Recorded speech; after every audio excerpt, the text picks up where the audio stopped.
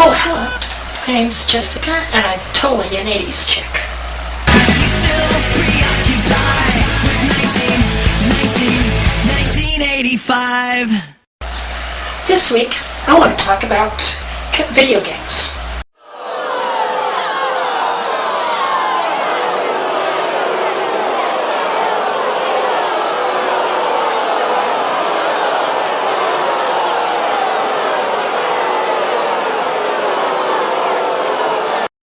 Yeah, I know. Those of you who know me are already cringing. And those who don't know me, well, you're going to find out why. You see, there's this hierarchy of gamers that people usually fall into.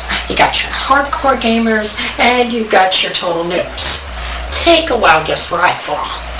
Okay, I'm not a total noob, but in fact, I have a long history of video games, but when it comes to games of today, I fall a lot closer to the noob end than the hardcore end. But let us start at the beginning. The year is 1983, and I have the greatest video game machine of all time, the Atari 2600. And with it came the first game I can remember playing.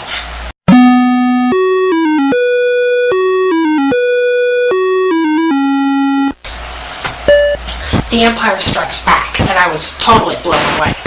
The entire game was a recreation of the attack on Hoth in all its form and glory. The snow speeder was fast-paced, and the Imperial walkers were huge and menacing. And I had full control of the action. This was a breakthrough. Surely, nothing could be greater than this. And I loved my Atari, still do.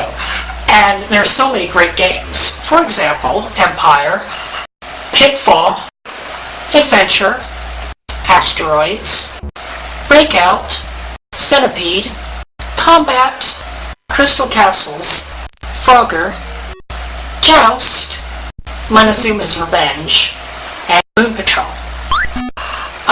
Memories.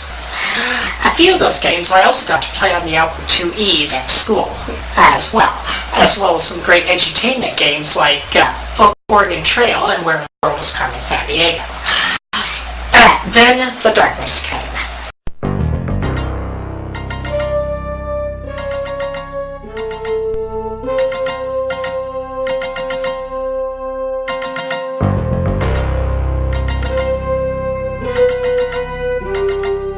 Just as I got into this great machine, it all had to fade away. Because in 1984 came the great video game crash. Being only 7 years old, I had absolutely no understanding of the intricacies of economics and all that. And junk. All I knew was there weren't any more new games. But, that's okay because my Atari still worked and I had all these great games. Until then, there was also the heaven known as arcades.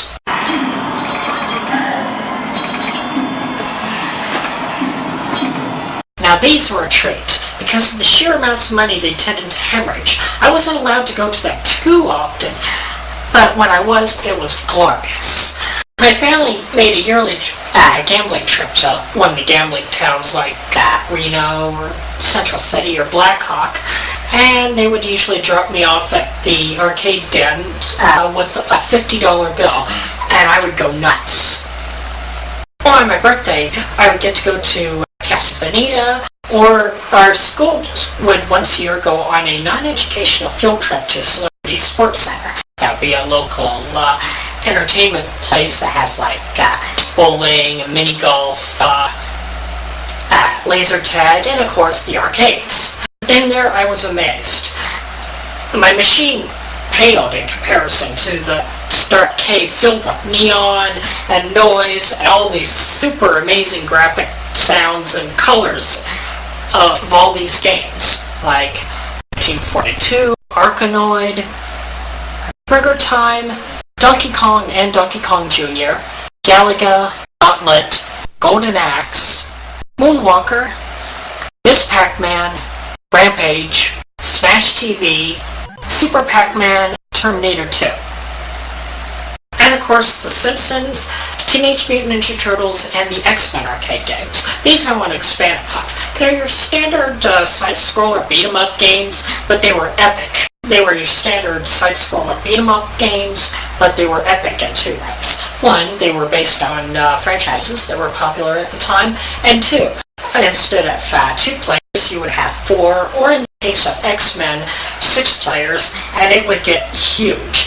You would always have your best character, that would be either Bart, Donatello, or Nightcrawler, respectively, or your worst characters.